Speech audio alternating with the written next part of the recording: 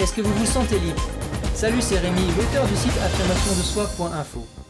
Dans cette vidéo, je vais vous parler de 4 formes de liberté qui existent, mais dont on n'a pas toujours conscience. Pourquoi est-ce que je vous parle de ça? Pourquoi est-ce que j'ai choisi ce sujet? Eh bien la raison est simple. Comme vous le savez, ma poule, il y a un mois, elle a eu 5 poussins. Et malheureusement, sur ces 5 poussins, il n'en reste plus que 2 aujourd'hui, puisque 3 d'entre eux sont morts. Ils sont tombés malades et ils sont morts très rapidement. Alors ça m'a fait beaucoup de peine. Et aussi, ça m'a rappelé qu'on n'était pas éternel. Et que même si on fait des projets sur l'avenir, sur plusieurs années, sur plusieurs décennies, eh bien rien ne nous prouve que demain on sera encore de ce monde et que demain on pourra réaliser ça. Mais le problème, c'est que quand on pense qu'on est éternel, quand on agit comme si on était éternel, eh bien souvent on remet à plus tard des décisions importantes, des choix importants, des choses importantes qu'on aimerait faire, qui sont importantes à nos yeux, et finalement, eh bien on le fera peut-être jamais. C'est notamment le cas quand on pense à la retraite. On se dit souvent, oui, quand je serai en retraite, je ferai ce voyage magnifique, je déménagerai, j'irai vivre au bord de la mer. Quand je serai en retraite, je pourrai faire tout ce que je voudrais. Et d'ailleurs, c'est souvent ce que j'entends autour de moi. J'entends beaucoup de personnes qui disent, ah, vivement la retraite, et elles se projettent peut-être donc à leur retraite. Malheureusement, on ne sait pas ce qui peut arriver, et on ne sait pas si ces personnes-là arriveront à la retraite. Et moi-même, ça m'est arrivé plusieurs fois, dans des moments difficiles, dans des moments durs professionnellement en particulier, de me dire « Ah, vivement la retraite ».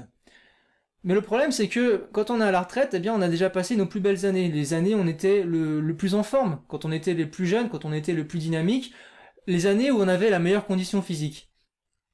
Alors personnellement, le jour où j'ai commencé à me dire « vivement la retraite », ça a fait un déclic en moi. Je me suis dit « Mais Rémi, il y a un problème. Si t'es jeune, si tu commences à te dire vivement la retraite, c'est qu'il y a quelque chose qui ne va pas. » Et à ce moment-là, j'ai commencé à réfléchir. Et notamment à la retraite. Pourquoi est-ce que la retraite, justement, c'est quelque chose qui, quelque part, nous attire, quelque chose qu'on attend avec impatience? Et j'ai trouvé 4 raisons à cela.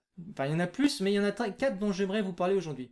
La première, c'est que quand on est à la retraite, eh bien finalement, on n'a plus tous ces engagements qu'on a aujourd'hui. Ces engagements, par exemple, qu'on a quand on est salarié vis-à-vis de son entreprise, ou alors quand on est entrepreneur ou chef d'entreprise, ces engagements qu'on a vis-à-vis de ses clients et qu'on a vis-à-vis de ses collaborateurs.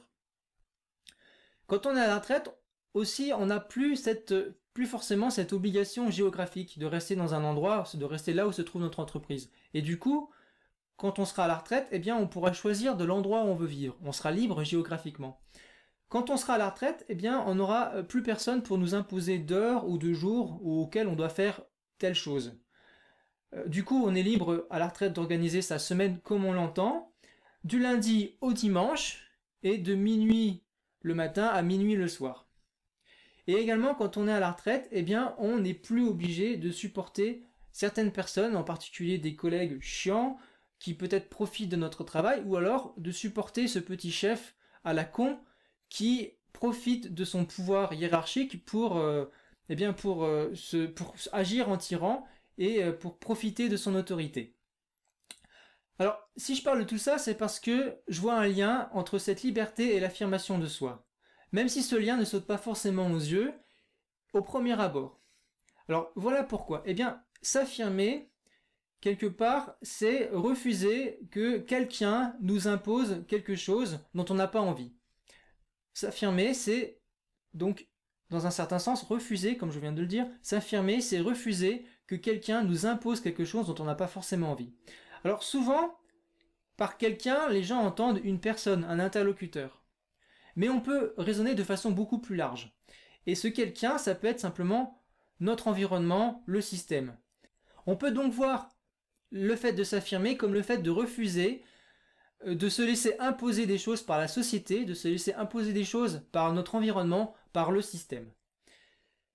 Alors je ne sais pas pour vous, mais quand j'étais petit, eh bien, j'entendais souvent ce message que 95% des gens, je pense, entendent pendant leur enfance. On me disait, Rémi, il faut que tu travailles bien à l'école. Comme ça, tu auras un bon travail et ton patron te paiera bien parce qu'il sera content de ton travail, il sera fier de toi. Donc c'est ce que j'ai fait, j'ai bien travaillé à l'école, j'ai fait mes 5 années d'études après le bac, et c'est ce que j'ai eu, un bon travail bien payé.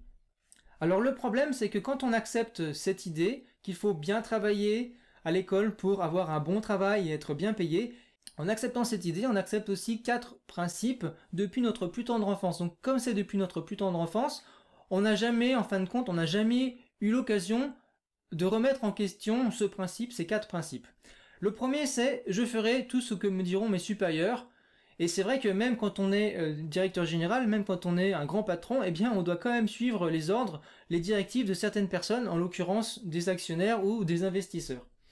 On accepte aussi le principe suivant, c'est « je travaillerai là où se trouvera mon entreprise ». Donc là où se trouvera notre entreprise, mais aussi dans la salle ou dans le bureau qu'on nous aura attribué. Le troisième principe, c'est « je laisserai quelqu'un d'autre décider de mes jours de travail, décider sans doute aussi de mes horaires de travail. Et je devrais donc demander également l'autorisation pour prendre quelques journées de repos. » Et enfin, le quatrième principe qu'on accepte involontairement, inconsciemment, c'est « je devrais supporter au quotidien certaines personnes que je n'aurais pas envie de voir. » Alors vous allez me dire « oui Rémi, bien oui mon vieux, c'est comme ça la vie. » Et bien justement, pour moi, c'est pas ça la vie. C'est la vie qu'on peut avoir si on l'accepte. Mais à partir du moment où on refuse ce genre de vie, on refuse de l'accepter et qu'on commence à chercher une solution, eh bien on peut peut-être en trouver une. En tous les cas, c'est ce que moi j'ai fait. Donc l'idée c'est de ne pas forcément laisser notre environnement décider pour nous, de ne pas forcément le laisser nous imposer cette vision, c'est de ne pas forcément se soumettre à ce système et en tous les cas de chercher, s'il ne nous convient pas, si ça nous déplaît, de chercher des alternatives, des solutions. Alors le problème, et j'en ai déjà parlé dans une vidéo, c'est qu'en fait on se dit, oui c'est sans doute possible pour les autres, mais moi je ne vois pas comment faire, donc ce n'est pas possible pour moi. Je ne vois pas comment faire, donc ce n'est pas possible pour moi, ce n'est pas quelque chose pour moi, et à ce moment-là on abandonne cette idée. Comme je le disais donc dans une autre vidéo, en fin de compte le problème quand on raisonne de cette façon-là, c'est que on ne sépare pas le quoi et le comment. L'idée, en fait, quand vous avez quelque chose que vous voulez changer, donc pour ne pas vous laisser imposer ce système, par exemple, l'idée, c'est donc de séparer le quoi du comment, de vous dire qu'est-ce que je veux ou qu'est-ce que je ne veux pas, et ensuite, à partir du moment où vous savez ce que vous voulez ou vous savez ce que vous ne voulez pas, eh bien, vous pouvez vous demander comment changer les choses, comment l'obtenir. À partir du moment où vous savez ce que vous voulez, vous avez tout le temps de vous renseigner. Par exemple, vous pouvez lire, vous pouvez lire des biographies de personnes qui ont déjà fait ce que vous voulez faire. Vous pouvez interroger des personnes qui ont déjà fait ça, vous pouvez suivre des formations, etc. Alors pour ma part, j'ai réfléchi, j'ai cherché pendant plusieurs années comment contourner ces 4 grands principes qui m'étaient imposés par la société, qui m'étaient imposés par mon environnement, qui semblaient la norme pour mon environnement. Et la solution que j'ai trouvée, moi personnellement, ça a été la création de mon entreprise dans laquelle je me suis fixé certaines règles auxquelles je ne déroge jamais. Des règles que je respecte tout le temps et donc que quelque part j'appelle ma constitution, puisque ce sont des règles donc, que j'applique tout le temps. Et à chaque fois que je veux me lancer dans un projet, avant de me lancer dans ce projet-là, eh bien je me demande si ce projet-là ne va pas à l'encontre de mes règles, s'il ne va pas à l'encontre de la constitution, entre guillemets, que je me suis fixé. En tous les cas, le but de cette vidéo, c'était de vous faire réfléchir sur ces 4 degrés de liberté, sur ces 4 formes de liberté donc, que j'ai évoquées à travers les principes précédents et que je vais détailler très rapidement tout de suite. Alors, les 4 questions que j'aimerais vous poser donc, concernent votre liberté. Est-ce qu'aujourd'hui, vous vous sentez libre de faire ce que vous voulez? Ensuite, est-ce que vous vous sentez libre de le faire où vous voulez? Puis, est-ce que vous vous sentez libre de le faire quand vous voulez? Et enfin, est-ce que vous vous sentez libre de le faire avec qui vous voulez? Donc je répète, est-ce qu'aujourd'hui vous vous sentez libre de faire ce que vous voulez, où vous voulez, quand vous voulez et avec qui vous le voulez? Alors sans doute que pour vous, les réponses à ces questions sont non. Non, vous ne vous sentez pas libre. Moi je vous ai donné mon exemple personnel donc, qui concernait le domaine professionnel, mais en ce qui vous concerne, c'est peut-être aussi, vous avez peut-être l'impression de manquer de liberté dans le domaine familial ou dans le domaine conjugal. Vous avez peut-être l'impression de manquer d'autonomie, de manquer de liberté par rapport à votre mari. Vous avez peut-être même l'impression d'être sous l'emprise d'une autre personne.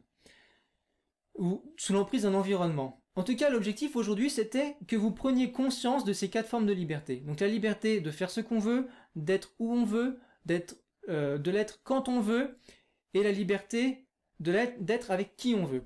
Et enfin, j'aimerais que vous réfléchissiez à cette question-là. Quels sont les engagements que vous avez aujourd'hui vis-à-vis d'autres personnes? Alors, ce sont peut-être des tout petits engagements. Et d'ailleurs, souvent, on prend des petits engagements parce que, sans y réfléchir parce que ce sont des petits engagements. Le problème, c'est que ces engagements, on les prend donc sans y réfléchir, on les prend rapidement, sans se poser de questions sur les conséquences que ça peut avoir. Et très rapidement, de petit engagement en petit engagement, on finit par crouler sous ces engagements et par perdre une grosse partie de notre liberté. Alors, d'ailleurs, j'aimerais vous citer Thoreau, qui était un philosophe et aussi un auteur, et il disait ceci: « Celui qui part seul peut démarrer aujourd'hui, mais celui qui voyage avec un autre doit attendre que l'autre soit prêt. » Donc c'est une phrase à laquelle j'aimerais que vous réfléchissiez. Celui qui part seul peut démarrer aujourd'hui, mais celui qui voyage avec un autre doit attendre que l'autre soit prêt. Et donc à partir du moment où vous avez pris conscience de ces 4 formes de liberté, et à partir du moment surtout où vous avez décidé de gagner en liberté sur ces 4 formes-là, eh bien, vous avez décidé du quoi? Vous avez décidé donc de ce que vous allez faire. Même si aujourd'hui, vous ne savez pas encore comment vous allez le faire. Et c'est justement la question à laquelle vous allez pouvoir répondre dans les jours et dans les semaines, dans les mois et même dans les années à venir, selon la difficulté du projet. Donc, aujourd'hui, vous savez ce que vous voulez faire. Vous savez que vous voulez gagner en liberté sur ces 4 formes-là de liberté. Et bien demain, vous allez vous interroger comment vous allez pouvoir faire pour y arriver. Donc vous allez pouvoir lire certains documents, certains livres, certains ouvrages à ce sujet. Vous allez peut-être interroger des gens qui ont réussi à gagner une certaine liberté. Vous allez pouvoir lire des biographies, etc. Et puisque je parlais de liberté dans cette vidéo, forcément je pense aussi à cette liberté qu'on perd lorsque quelqu'un prend une certaine emprise sur nous, lorsque quelqu'un a une emprise sur nous. Je sais que beaucoup de personnes qui me suivent justement se sentent sous l'emprise d'une autre personne et n'arrivent pas à se libérer de cette emprise. Alors, si vous ne le savez pas encore, j'ai créé un programme justement pour vous aider à vous libérer de l'emprise de gens qui vous manipulent, de l'emprise de manipulateurs. Donc ce programme, je l'appelle « Comment se libérer d'un manipulateur ». Vous pouvez y accéder en cliquant sur le lien sous cette vidéo. Et à l'occasion de cette vidéo, je fais une offre très courte, qui ne va pas durer longtemps, une offre pour vous permettre d'acquérir ce programme. Donc cliquez maintenant tout de suite sur le lien sous cette vidéo pour regarder la suite. Et moi je vous dis à bientôt dans une prochaine vidéo. Salut!